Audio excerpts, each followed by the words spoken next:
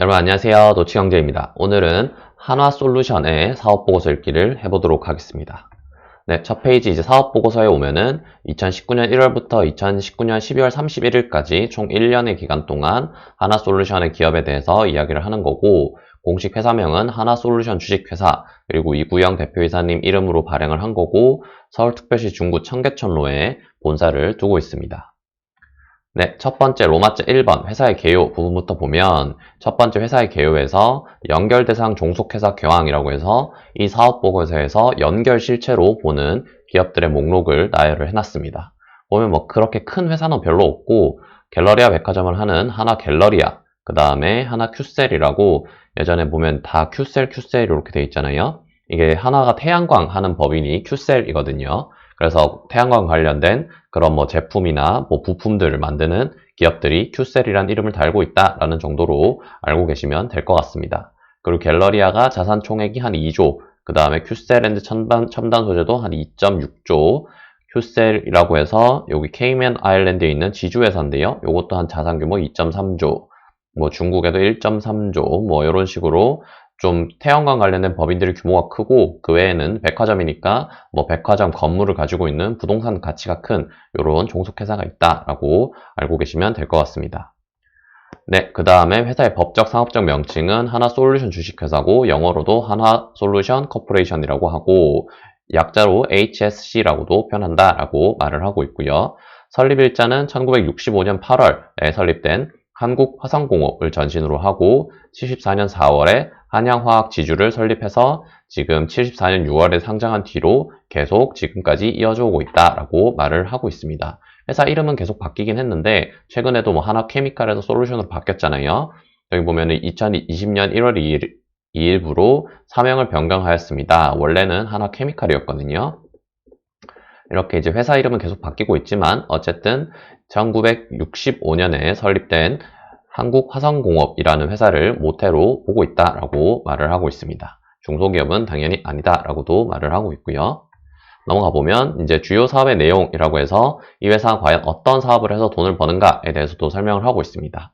당사는 PE에서 PVCC에 일관된 생산수를 구축한 종합화학기업이다라고 이렇게 말을 하고 있고요. 유기화학과 무기화학의 균형을 이루고 수첨 석유 수지 사업에 진출할 계획도 있다. 뭐 어쨌든 화학 관련된 사업을 주로 한다라고 말을 하고 있습니다. 그 다음에 이제 세부적으로 보면은 플라스틱 제품 제조, 화학의 일부분이죠. 그 다음에 소매업은 화학은 아니지만 아까 봤던 갤러리아 백화점들이 있고, 부동산업, 도시개발을 하는 부동산업도 있고, 태양광도 어떻게 보면 화학의 일환으로 큐셀&드 첨단 소재라는 부문이 있다. 그래서 총 하나, 둘, 셋, 네 개, 이렇게 네 가지로 나눠볼 수 있고, 그 외에 기타도 있다라고 말을 하고 있습니다. 네, 그 다음 숫자 8번 신용평가 부분을 오면은, 신용평가는 돈을 빌려가서 얼마나 잘 갚는가, 돈을 빌린 다음에 얼마나 잘 갚아 나가는가라고 이제 말할 수 있는 지표인데, AA급이면은 아주 우량합니다. 우리나라에서 AA급 바로 밑에 있는 등급이고, AA 마이너긴 하지만 어쨌든 등급이 이렇게 올라온 걸 볼 수 있기 때문에 지금 하나솔루션은 아주 우량한 회사다라고 판단할 수 있는 거죠.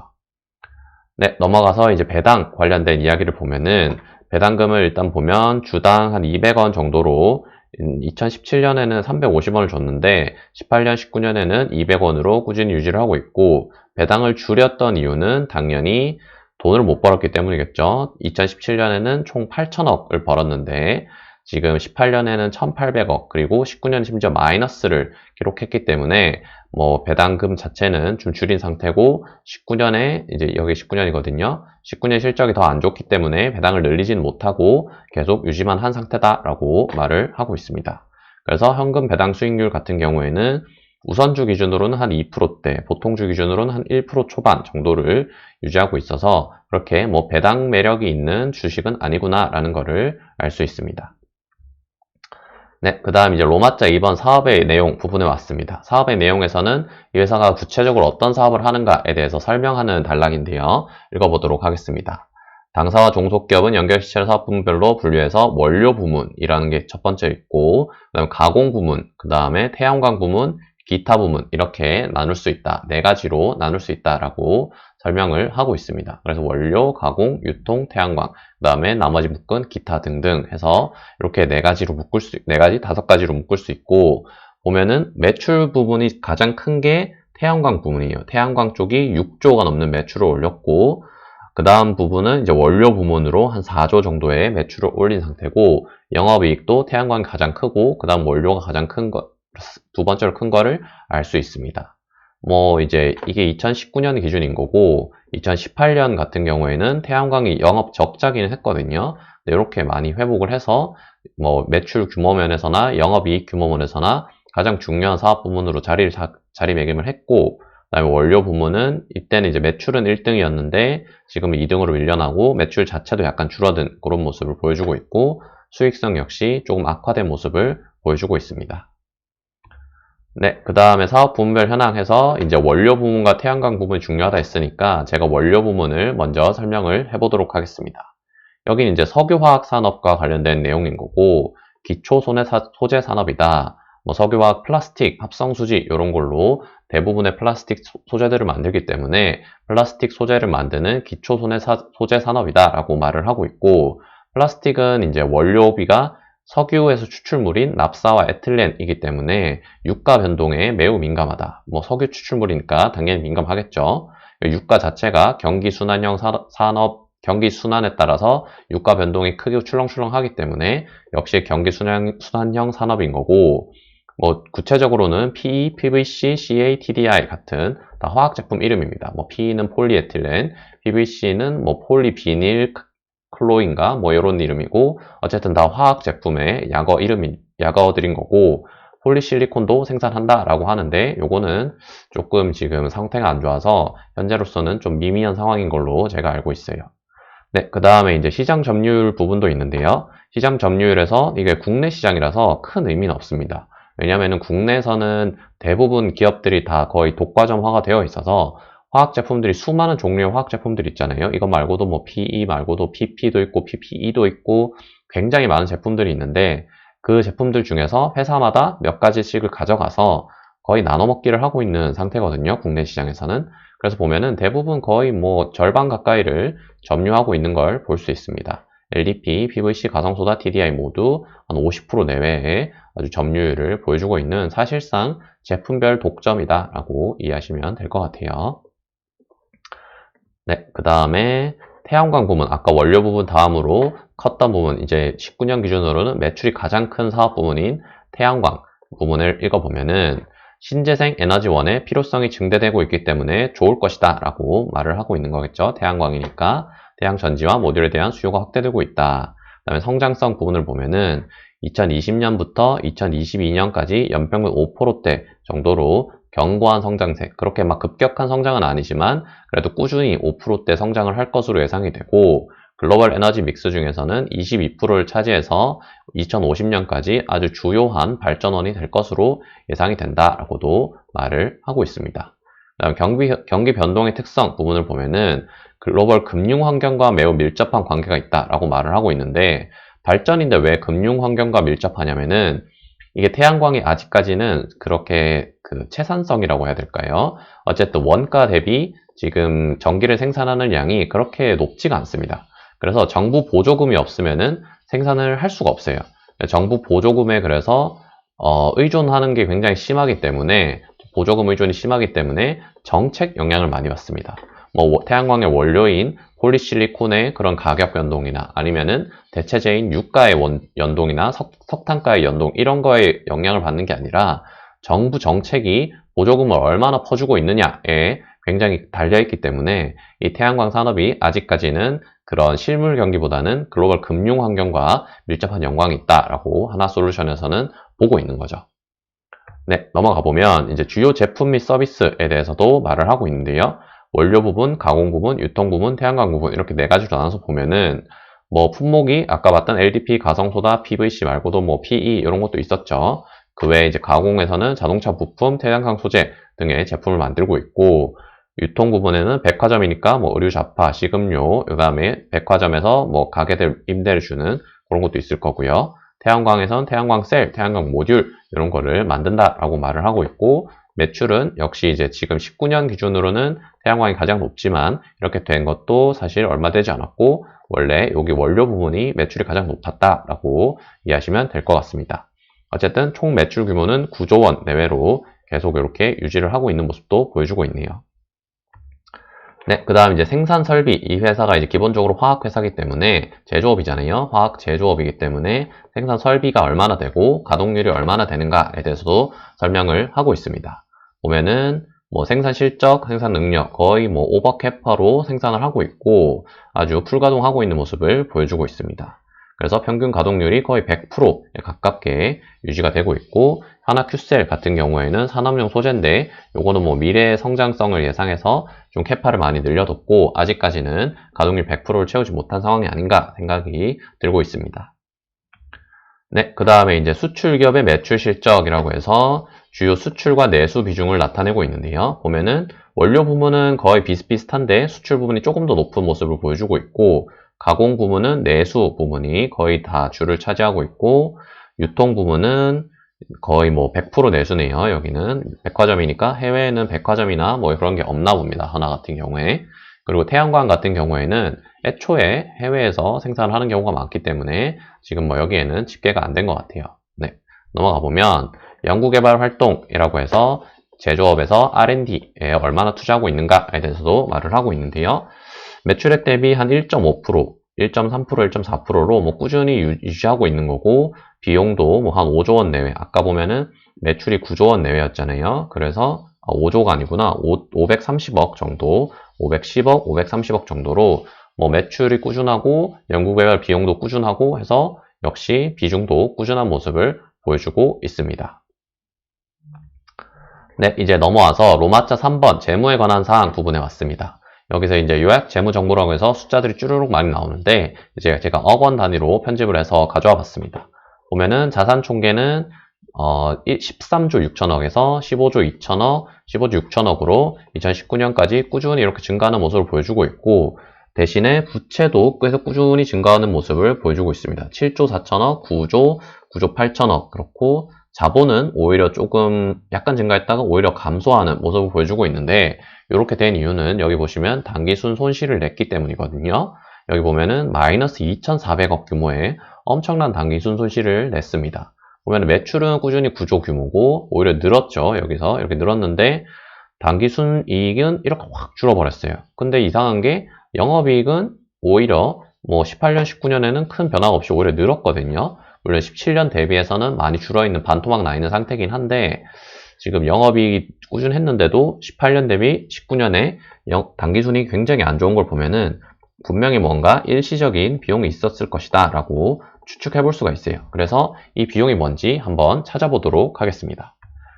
연결 포괄손익 계산서라고 해서 아까 앞에 나와 있던 요약보다는 조금 더 상세하게 나와 있는 표를 가져와 봤습니다.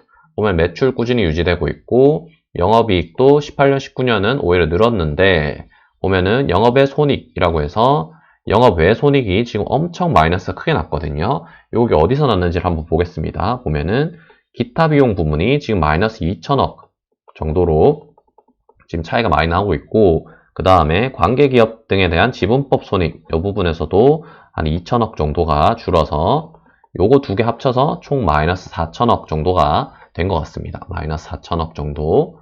그러면은 이제 당기순이익이 한 4천억 정도 줄었는 게 설명이 되죠. 지금 1600억에서 마이너스 2400억까지 해서 마이너스 4천억이 됐으니까 요거 두 개 때문인 것 같아요. 근데 이렇게만 봐서는 기타 비용이랑 지분법 손익 중에서 어떤 세부적인 사항이 있는지를 모르잖아요. 그래서 한 번 더 제가 봐봤습니다. 보면은 기타 비용의 상세 내역이라고 해서 연결 재무제표 주석에 가면은 이런 표가 있어요. 주석에 가서 여기 보면 연결 재무제표 주석이라는 게 있죠. 여기서 찾아보시면은 이런 표가 있어요. 보면은 총 이제 기타 비용이 한 2천억 정도 증가했다라고 비용이 증가했으니까 뭐 손익 관점에서는 마이너스 2천억인 거죠. 이렇게 말을 하고 있는데 이 2천억이 어디서 증가했는지 보면은 이거예요. 요거. 여기 보면 유형자산 손상차손이라고 되어 있잖아요. 그래서 여기서 거의 플러스 한 1,500억 정도가 비용이 증가했기 때문에 대부분 여기서 이제 범인이구나 라는 걸 알 수 있고 이 유형자산 손상차손이라는 거는 어떤 명목으로 발생했는지는 이제 검색을 해보시면은 이때 이제 2019년에 하나솔루션이 폴리실리콘이라는 태양광 원료 있잖아요. 이 원료가 아주 생산성이 안 좋아요. 그래서 찍어내서 팔아봐야 마이너스만 크게 나기 때문에 이 설비를 거의 접겠다라고 말을 했고, 그래서 이 폴리실리콘 생산하기 위한 설비들, 유형자산이죠. 그게 그 유형자산들을 거의 마이너스 처리해서 없는 셈 치겠다라고 말을 했습니다. 그래서 이 유형자산 손상차손이 일시적으로 한 1,500억 정도 크게 이렇게 잡힌 거죠. 네, 그래서 결론적으로 기타 비용이 한 2천억 정도 증가를 한 거고, 아까 이제 그거 말고 관계기업 관련해서도 이제 지분법 손익이 마이너스 2천억 정도 됐었잖아요. 그래서 관계기업이 어떤 게 있는가에 대해서도 이렇게 쭉 가져와 봤습니다. 보면은 뭐 좀 이름이 알만한 게 하나이글스 야구단도 있고, 하나종합화학이라고 삼성에서 인수한, 삼성종합화학을 인수한 하나종합화학, 그 다음에 하나투자증권, 하나호텔앤리조트, 그 다음에 쭉쭉 가서 여천 NCC라고 또 석유화학 기업도 있고, 보면은 뭐 여러 가지 회사들이 있는데, 미리 말씀드리면 범위는 이 여천 NCC랑 하나종합화학 두 회사입니다. 하나종합화학은 지분을 3분의 1 정도 가지고 있고, 여천 NCC는 절반 정도로 가지고 있어서 이 회사가 벌어들이는 손익의 3분의 1과 절반 정도가 하나솔루션의 이익으로 잡히게 되는데, 이 회사들의 이익이 확 줄었어요. 그래서 지금 하나솔루션의 관계기업 지분이익이 줄어든 거거든요. 조금 더 자세히 보면은, 여기 보면 하나종합화학이 당기순이익이 이제 2019년 기준으로 2천억 규모잖아요. 근데 2018년에는 5천억이었어요. 마이너스 3천억인데, 아까 말했다시피 3분의 1만 가지고 있기 때문에 마이너스 1천억 정도가 된 거고, 그 다음에 호텔앤리조트도 약간 줄긴 했는데, 뭐 요거는 크지 않으니까 놔두고, 여천 NCC 부분에서도 보면은 얘가 원래 4,500억을 벌던 회사인데 3,400억 정도밖에 못 벌어서 한 마이너스 1,000억 정도 또 줄었잖아요. 그래서 요것도 한 2분의 1 하면은 마이너스 한 500억 정도 돼서 총 합쳐서 1,500억 정도가 줄었고, 나머지는 호텔앤리조트에서 줄었다라고 생각하시면 될 것 같습니다. 네, 이제 그렇게 해서 관계기업 지분손익은 다 살펴봤고, 그 외에 이제 종속기업이라고 해서, 종속기업은 지분법이랑 상관없이 100% 반영하는 회사들이거든요. 아까 제일 처음에 여기 회사의 개요에서 뭐 연결 대상 회사라고 나왔었는데, 그 회사들입니다. 하나 갤러리아, 도시개발, 글로벌 에셋, 뭐 큐셀 이런 회사들인 거고, 보면은 뭐 그렇게 큰 회사들이 없고, 단기 순이익 규모도 보면은 다 미미하게 뭐 몇백억 정도로 마이너스를 내고 있는데, 이 마이너스 내는 거는 사실 완전 자회사들인 경우가 많아서 뭐 마이너스가 큰 의미가 없기 때문에 마이너스를 내도록 그냥 놔두고 있다, 이렇게 이해하시면 될 것 같습니다. 네, 넘어가서 보면 이제 주주에 관한 사항이라고 해서 이 회사의 주주가 과연 누구인가 라고 말을 하고 있는 부분이 있는데요. 보면은 한화그룹의 지주사죠. 한화의 지주사 주한화가 지분율을 36.88%를 가지고 최대 주주이고, 기타 뭐 임원들 뭐 여러 계열사들 합치면 37.05%로 이제 하나솔루션의 지분을 요만큼 가지고 한화그룹이 경영을 하고 있구나라는 것을 알 수 있습니다. 네, 넘어가서 그러면 주한화는 누가 가지고 있는 회사인가 보면은 당연히 하나의 오너인 김승현 회장님이 보통주 22%를 가지고 경영권을 행사하고 있는 거죠. 네, 그 외에 이제 하나솔루션의 최대 주주 이외에도 보면은 5% 이상 주주는 주 하나 외에는 국민연금 한 명밖에 없고, 국민연금이 한 10% 정도의 지분을 가지고 있는 걸 알 수 있습니다. 그 외에 이제 소액주주 현황은 이제 우리 같은 소액주주들이 숫자 자체는 99.9%지만 지분율은 57.7%를 가지고 있구나라는 것을 알 수 있습니다. 네, 이제 임원 및 직원 등에 관한 사항에 와서 이제 총 임직원이 얼마나 되는가를 보면은 임직원 한 2,500명 정도 되고, 근속연수 14년에 1인 평균 급여액이 무려 1억이 넘는 아주 고액 연봉의 회사구나라는 것을 알 수 있고요. 파견 와 있는 소속의 근로자들이 800명 정도 돼서 총 한 3,300명 정도가 하나솔루션 소속으로 일을 하고 있구나라는 것을 알 수 있습니다. 네, 여기까지 하나솔루션의 사업보고서 읽어봤고요. 궁금하신 사항 있으면 댓글로 남겨주시면 제가 답변 드리도록 하겠습니다. 감사합니다.